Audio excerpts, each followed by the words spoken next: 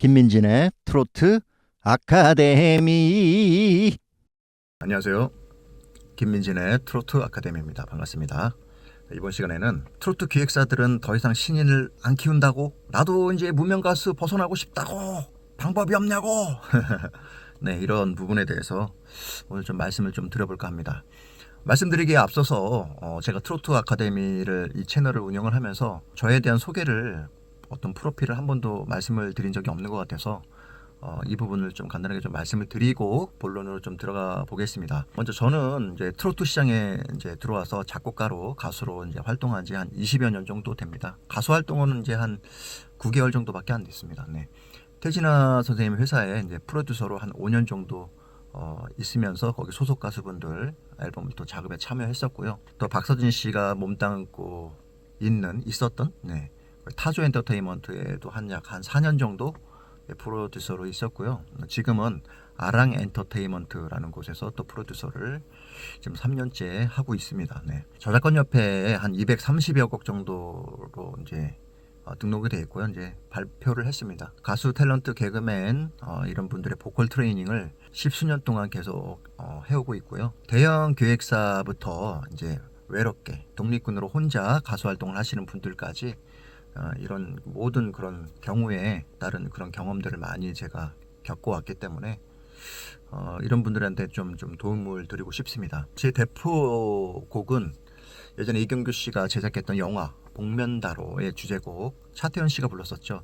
2차선 다리 위에, 2차선 다리라는 곡이 제 대표곡입니다.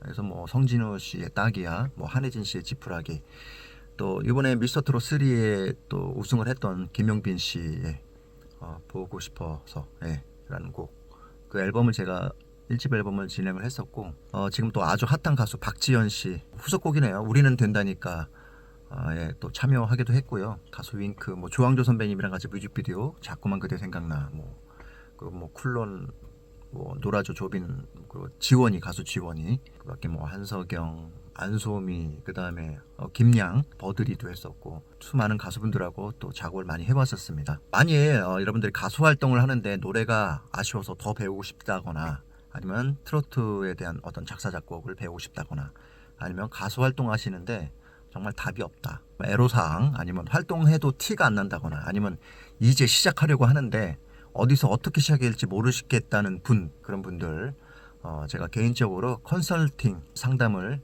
해드리겠습니다. 제 메일은 kmjmj 숫자 5577 한메일.net입니다. kmjmj 5577 한메일.net, 이 메일로 남겨주시면 제가 답글 하고, 또 서로 소통하면서 전화도 주고받고 해서 제 작업실로, 제 회사로 오시는 게 좋을 것 같아요. 여기로 오셔서 또 1시간에서 2시간 정도 상담을 좀 해드리겠습니다. 단지 제가 이 채널을 운영하는 데 있어서 후원금 쪽으로 한 10만 원 정도의 어떤 컨설팅 비용 10만 원 정도를 좀 받을까 합니다. 여러분들이 좀 이해를 해주시고 양해를 바라겠습니다. 자, 그럼 오늘 주제로 넘어가 보겠습니다.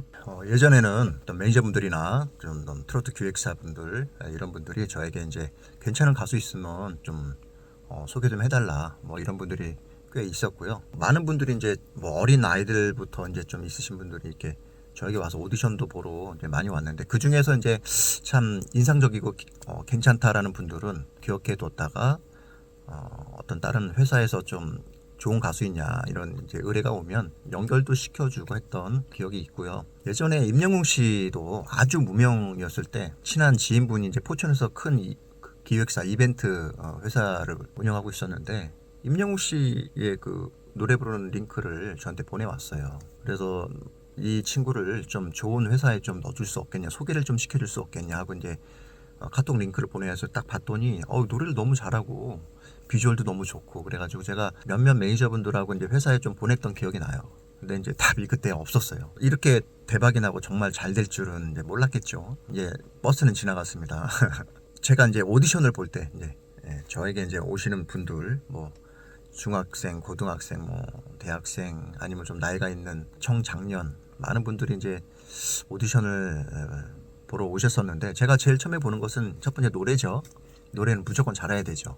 그 다음에 비주얼입니다. 뭐 비주얼이라고 하면 이제 얼굴, 네, 그다음에 키, 뭐 몸매, 뭐 이런 부분들이 되겠죠. 근데 참 희한한 게 노래를 진짜 잘한다. 근데 그런 분들이 외모가 좀 아쉽거나 외모는 진짜 좋아. 와.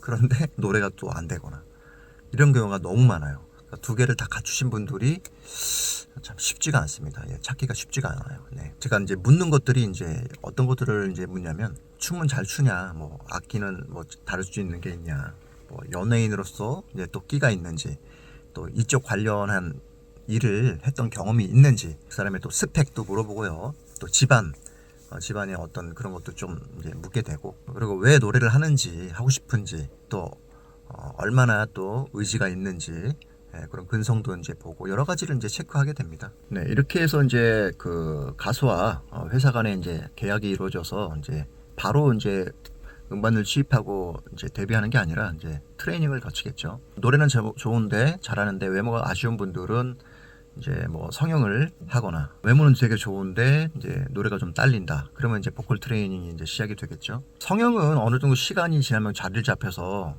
이렇게 할 수 있는데, 노래는 이게 아끼다 보니까 이게 하루아침에 이제 또 되는 게 아니에요. 그래서 또 많은 시간들이 사실은 이제 필요로 합니다. 그렇게 이제 해도, 준비하고 해도 이제 타이밍이 있잖아요. 그래서 타이밍이 회사 입장에서도 그렇고, 어떤 방송이라든지 어떤 그런 출연할 수 있는 그런 타이밍들, 이런 모든 어떤 경우의 수가 많고 변수가 많기 때문에 지금 빨리 여기에 맞춰서 데뷔를 해야 된다 이런 상황이 왔을 때는 가수가 노래 연습을 해도 잘 늘지 않고, 그런 상황이면 어쩔 수 없이 이제 컨셉곡으로 가게 되는 거죠. 예.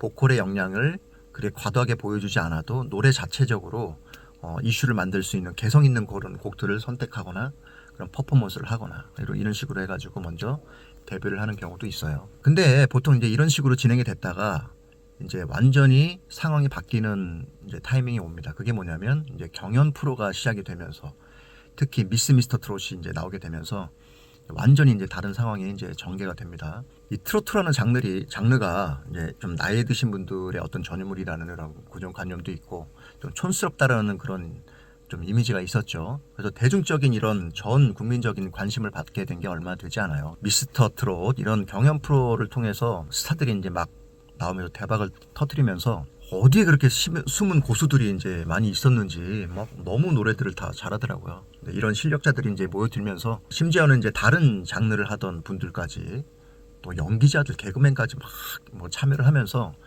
시장이 이제 커졌죠. 더 집중이 되고 이게 시청률이 많이 나오게 된 계기가 탑7 안에 들면 이제 인생이 이제 바뀌게 되죠. 네. 그러다 보니까 이제 어떤 일이 발생을 하냐면, 트로트 기획사, 어떤 트로트 매니저 입장에서는 신인 가수를 어렵게 발굴을 해가지고 완전히 제로에서 이제 스타를 만들기, 그 과정에 수많은 시간과 노력과 어떤 돈이 많이 투입이 됩니다. 그래도 100% 무조건 성공한다는 보장은 없잖아요. 그런데 회사 입장에서 딱 봤더니 경연 프로의 시청률이 높다 보니까 딱 주목받는 그런 가수들이 딱 있다면, 이제 이미 마케팅이 다 되어 있는 그런 가수들을 계약하는 게 더 좋겠죠. 계약금을 넉넉하게 주고서라도 차라리 이미 되어 있는 이슈가 된 가수들하고 계약을 하는 게 낫다.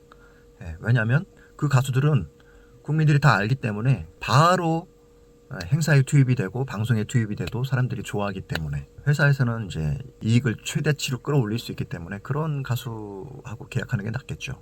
뭐 굳이 처음부터 신인 이렇게 막 훈련시켜가지고 좀 비효율적이라는 어떤 그런 판단이 서는 그런 상황이 이제 된 거예요. 물론 다 그렇지는 않습니다. 지금도 신인을 이제 발굴하고 육성하고 앞으로 어떤 그런 경연 프로를 염두에 두고 또 트레이닝하는 그런 회사들도 있어요. 회사 입장에서는 경쟁력이 있어야 돼요. 내가 계약한 이 가수가 누구한테 딱 내놔도 오 괜찮다라는 느낌을 주려면, 뭐 예를 들어서 예전에 활동하던 뭐 아이돌 가수라든지 아니면 탤런트였다든지 유명한 개그맨이었다든지 이미 대중들한테 어필이 될 수 있는 그런 분들이 트로트라는 장르로 딱 넘어왔어.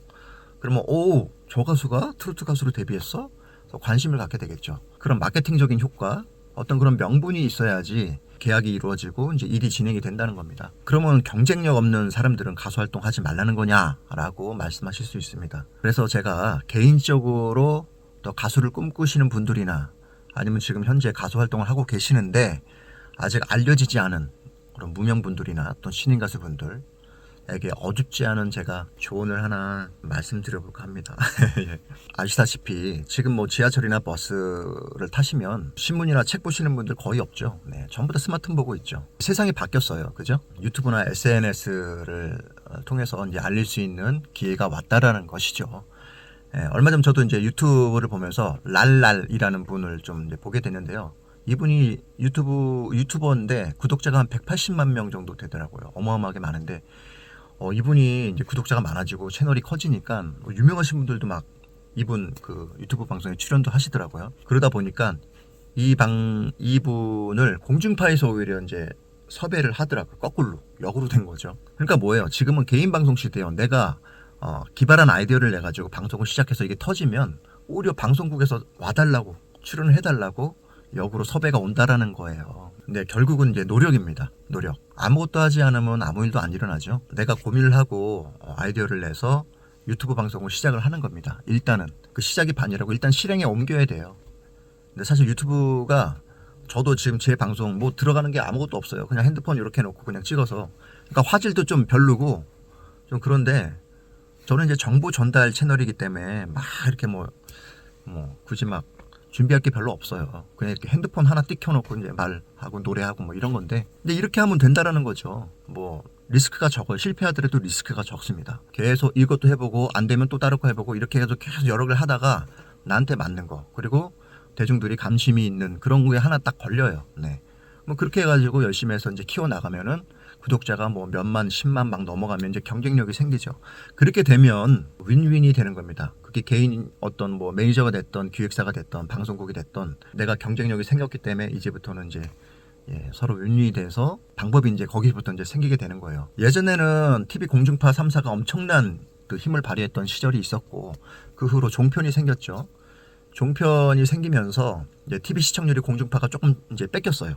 근데 종편이 이제 또 같이 이제 나눠먹기가 됐다가 이제 유튜브라는 그런 플랫폼이 나오면서 또 거기에다가 또 케이블 채널들이 막 100번, 200번까지 채널이 막 엄청 많죠, 뭐. 그러니까 너무 채널이 많아졌어요. 거기다 유튜브까지 딱 하니까 뭐 수천, 수만 개의 어떤 그런 방송들이 막 쏟아지는데 뭘 볼지를 모르겠어요. 이런 시대에 지금 살고 있는 겁니다. 그렇기 때문에 아이디만 있으면 충분히 이제 승산이 있다라고 말씀을 드리고 싶은 거예요. 저도 이 채널을 운영하면서 알게 모르게 이제 메일로도 좀 오고 여기저기서 좀 연락이 오게 되는 거예요. 꾸준하게 하다 보니까 연락이 오는구나라는 또 생각이 들고 저도 독립군이잖아요. 가수로서 독립군인데 지금 막 전국에 있는 노래교실을 막 이렇게 돌면서 열심히 홍보하고 있습니다. 현장에서 배울 것도 너무나 많고 노래교실 돌면서 제 부족한 부분도 채워나가는 또 계기가 되고 지경이 조금씩 이렇게 넓어지는 거를 제가 이제 느껴요. 네. 그렇다고 해서 이제 뭐 유튜브만 무조건 해야 된다라고는 이제 말씀드리기 어렵죠. 또 왜냐하면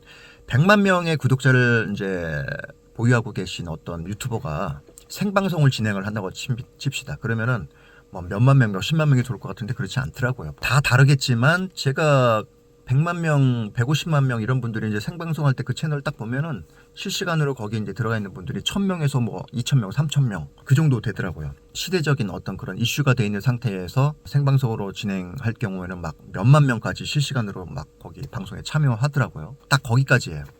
유튜브 생방은 거기까지입니다. 공중파는 달라요. 공중파는 실시간으로 시청률이 뭐 5%, 10%막 이렇게 나오잖아요.